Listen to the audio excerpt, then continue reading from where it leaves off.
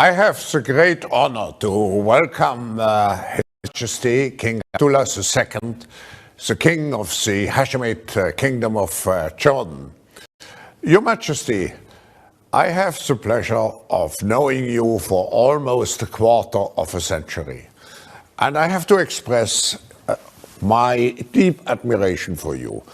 During such difficult times for the Middle East and the world, you have demonstrated steady leadership, always committed to advancing the lives and livelihoods of the Jordanian people. Under challenging regional circumstances and global circumstances, you have succeeded in maintaining both, I would say, stability in your country and a constructive dialogue with all sides, which has made Jordan an interlocutor of choice, both regionally and globally. For all those reasons, the Dead Sea has been for many years the place where the World Economic Forum convenes its meeting on the Middle East, and we are so saddened that we couldn't come back, at least for a short time. Your Majesty, your effective handling of COVID-19 is a testament to the strength of Jordan's effective and inclusive institutions, which continue to deliver with your citizen livelihoods as an utmost priority. Under your leadership, Jordan has also shouldered the burden of one of the largest refugee populations in the world. And you have generously supported them. Your Majesty, you have called for a re-globalization, the reset, that is inclusive, resilient and just, and have been a staunch but realistic champion of multilateralism and international cooperation to tackle the most significant global problems that we are faced, not just during this crisis, but I think also in the post-corona period. We now all look forward to hearing from His Majesty King Abdullah II, King of the Hashemite Kingdom of Jordan. Welcome, Your Majesty. Bismillah ar-Rahman ar-Rahim. My dear friends, it is a pleasure to join your insightful discussions, and I thank my friend Professor Schwab for inviting me to be a part of this very important meeting. We begin a new year with many of the challenges that marked the last one still rippling into just about every sector. The pandemic continues to ravage our world, and we have barely scratched the surface of its long-term humanitarian and economic implications. Yet I believe there is a glimmer of hope. Some vaccines are ready, and as we start this long overdue healing process, we are better served trying to heal this together. And here we must ensure the efficient and equitable distribution of COVID vaccines as well as treatments. It is a moral duty to treat the vaccine as a global public good that ensures that low-income and poor countries are not left at the end of the waiting line as high-income countries buy the majority of the most promising vaccines. Amidst these challenging times, safeguarding the health and well-being of refugees remains a global responsibility. And as Professor Schwab said, as the second highest number of refugees per capita globally, Jordan continues to protect refugees in its pandemic response. And we are among the first countries in the world to start vaccinating refugees for free. But international support is also essential. We must collectively work to develop new policy tools to help us address the problems of today and tomorrow. In Jordan, we have been able to double the rate of financial inclusion over the past 6 years by relying on digital approaches to increase access to finance for Jordanians and refugees alike. And mobile money account ownership increased as we sought innovative solutions to support workers' families in need. Our global priorities must also include improving access to education and reducing the digital divide while preparing the labor force for the jobs of tomorrow, which are quickly becoming the jobs of today. So investing in SMEs, the backbone of growing economies, is a must to expedite recovery. And as part of our pandemic response, Jordan enabled nearly 13,000 SMEs to move from the informal to the formal economy. And we are one of the top global reformers in the Ease of Doing Business report in 2020. Our economy is ready to recover, but in collaboration with the private sector. My friends, as we work to heal together, we must use the clarity afforded to us in adversity to move confidently into a brighter future together. The pandemic has painfully proven to us that returning to business as usual is neither sustainable nor effective. And so let us rethink and reinvent those ever-present terms of globalization, multilateralism, and international community. Let us put equality, inclusivity, and dignity at the heart of what they stand for. Our world needs a reglobalization that seeks a sustainable, equitable, and green recovery that puts the well-being of our peoples and our planet first. We need to put the emphasis on community in international community to focus on the shared values, aspirations, and ideals that unite us. We need to turn multilateral trade into a tool for peace and shared prosperity by increasing the resilience of supply chains and fostering the integration of developing countries to promote inclusive growth. And we all need to rethink the way we deal with our planet. COVID has been a harsh reminder that what we do to nature has dangerous consequences. Let that lesson teach us not to ignore the greater pandemic of climate change. This is, I believe, an urgent crisis that we must address together through creative solutions that prioritize green investments and renewable energy. As one of the world's poorest water countries, Jordan is acutely aware of the threat of climate change. We plan for our recovery to be rooted in green development and infrastructure projects.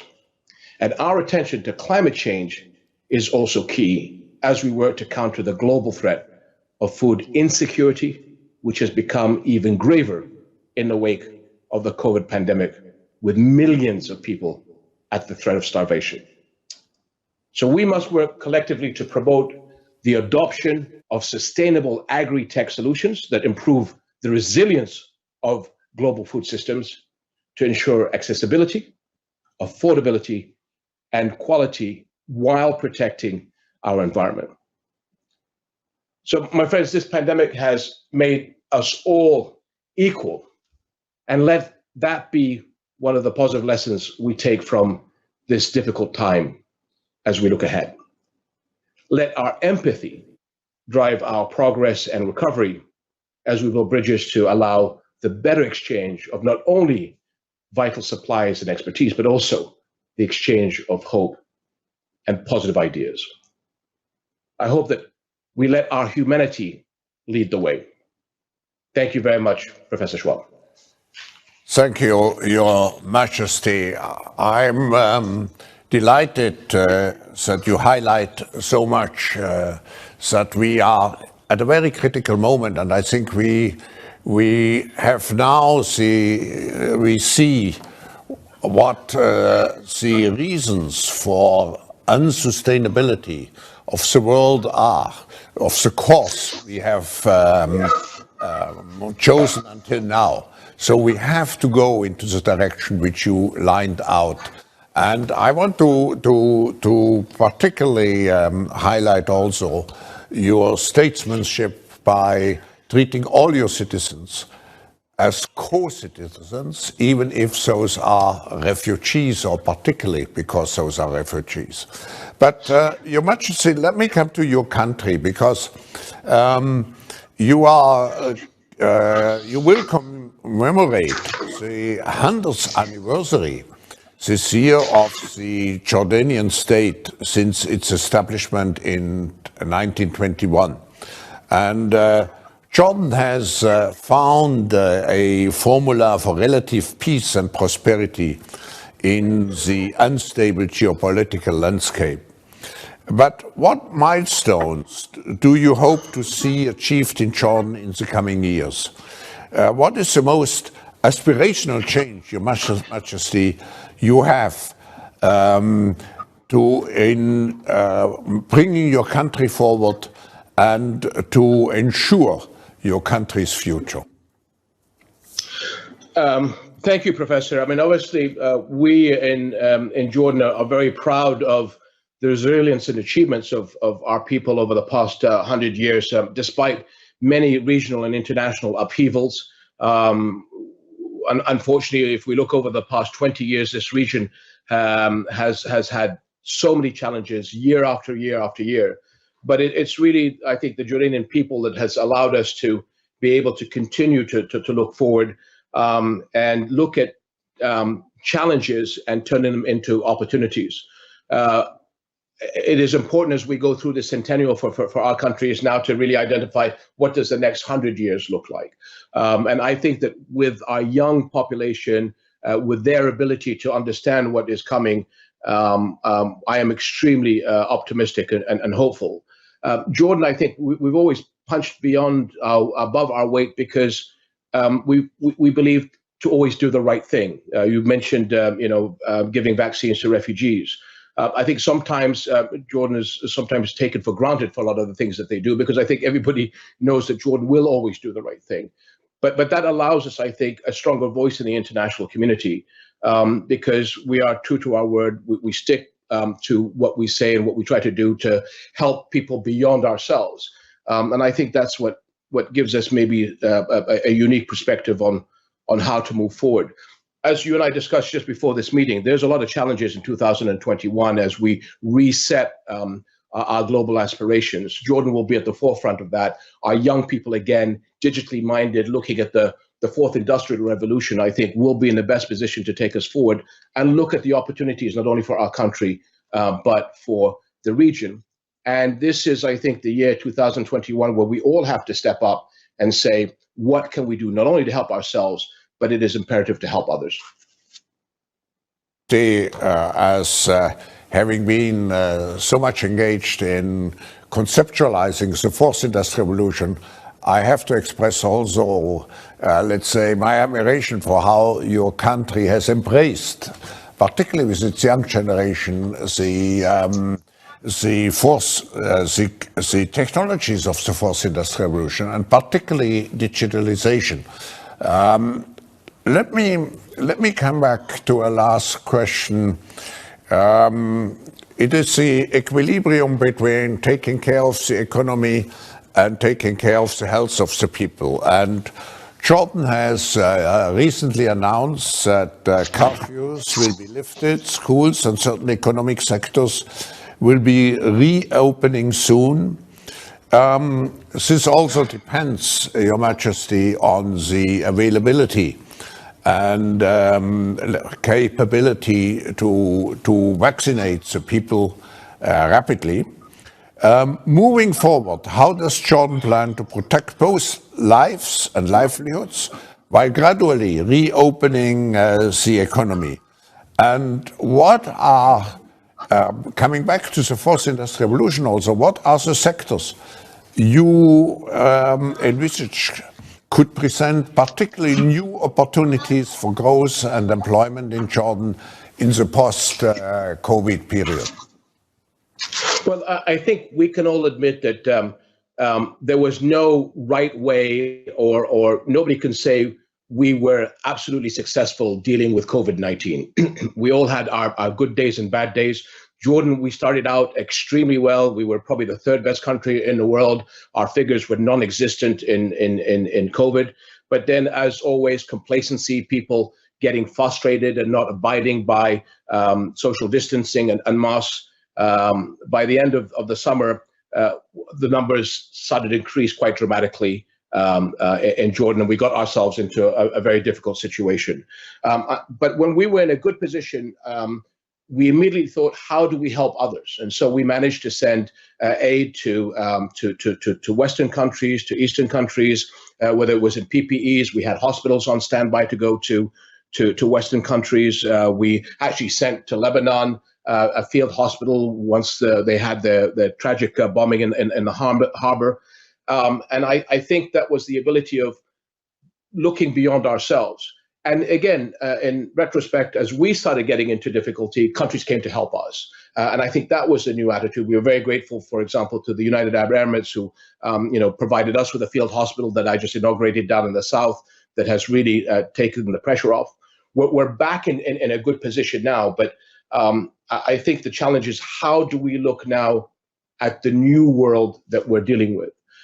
You mentioned certain sectors, and obviously we found at the beginning of the crisis, our medical pharmaceutical industry was extremely capable and was able to actually export capabilities very early onwards.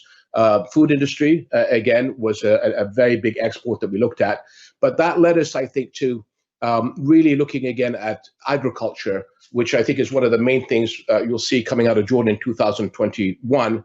Alongside digital capability, we managed to really come up with a lot of platforms that helped connectivity for Jordan, but also something that we exported. And so that leads me to, I think, the major challenge that we're going to face in 2021 is not just going to be vaccines and how that is distributed fairly and equally across the globe. One of the other challenges that we identified, and you and I talked about this earlier on, is going to be food security. As vaccines are made available to people, the challenge, I think, in many countries around the world in 2021, towards the end of the year, is going to be the challenges of starvation. I had mentioned to you before that when we look at the northern hemisphere, the northern half of the northern hemisphere, agriculture is much more capable than the southern half of the northern hemisphere. And quite rightly, people feel, let's think about us first before we think of others. And so northern countries will be hoarding grains and wheats. That is going to be difficult for countries on the Mediterranean, from Morocco all the way to Pakistan. And again, if you go out towards the Americas. So how do we talk to each other to make sure that we have regional pacts that create redundancies? We saw this in the United States by certain states, either on the East Coast and the West Coast, working together to say, what do I have to help the other? As we look at 2021, food security is going to be something that we're going to have to figure out. We're already in touch with many of the countries in the region. We, because of Arab Spring, saw our trade routes being stopped, and as a result, we started storing. So we have an abundance of wheat and grains as Jordan. A lot of other countries in the region don't. What happens towards the end of 2021-22 when starvation starts to hit certain countries in our area? Lebanon is a crisis we have to keep looking at. The Yemen, I'm sure there may be countries in Africa. How do we, and again, maybe my ask of you and any of the audience that are listening, we need, I think, the tools of being able to communicate to each other of what do we have as extra. No country can be resilient on everything. So how do we share assets that during an emergency can be supplied? So how do we create these regional pacts that allows us to be able to provide a database of what do I have extra that may be of help to you, and vice versa, what can you do to help me as crises, and there will be some, will continue to come and challenge us over the next year or two. Your Majesty, if we look at the crisis, and if I take what you just said, I think the crisis, the COVID-19 crisis, taught us one thing: how much we are interconnected, and that my action has an impact on my immediate neighbors and vice versa. And the same is true on a national level. And as you just mentioned, it's so much true on a global level. And I also share with you the concern about the upcoming crisis in terms of food supply for everybody. So we have to start action now, and I can promise you, Your Majesty, the Forum will be very much engaged into this issue of food security. If, Your Majesty, you have one wish apart from paying attention to the issue of food security, one wish to the audience, to the large audience which we have, one wish for Jordan or one wish for the world, what would it be? Communication. We need to start rethinking how we talk to each other. We have seen over the past several years inequalities that, as you just alluded to, we are all in this together. The action of one affects the other, either positively or negatively. And I hope that 2021, as we look at the Great Reset or the reglobalization, let's fix the problems that we all knew were there, but maybe it wasn't important to discuss. 2020, I think, was a shock to all of us. It'll take a while for many countries to recover, and we will recover at different paces. But this is a thing that we can't afford for the grass to look greener on the other side. We always have to look at being able to help each other and think beyond ours. I know it's human nature to think of me first, but I think this year taught us that doesn't work. So can we rebuild the bridges between the international community, the international forums, whether it's the UN, EU, the World Health Organization, umbrellas such as the WEF provide, if we don't reach out to each other? And I've seen, for example, in one of our neighbors, I mean, the Israelis have had a very successful rollout of the vaccine. However, the Palestinians have not. Well, if you look at the connectivity of the Israeli-Palestinian people, you can't vaccine one part of your society and not the other and think that you're going to be safe. That's the number one lesson that COVID taught us, that COVID does not care about borders, the rich or the poor or whoever.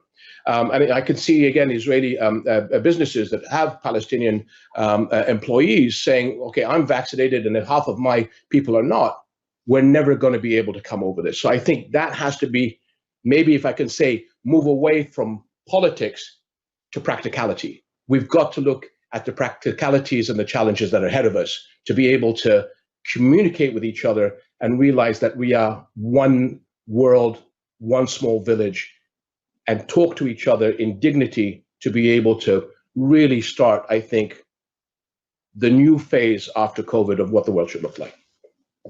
Your Majesty, this virtual Davos was really and is a great mobilization process to make everybody aware. We are at a crucial moment of the history of humankind. We will come together. You mentioned the word practicality in Singapore in end of May. And I look very much forward to welcoming you, Your Majesty. And on behalf of all those who have joined us this morning, thank you very much. Thank you for your wisdom, and thank you also for the long-standing partnership with the World Economic Forum.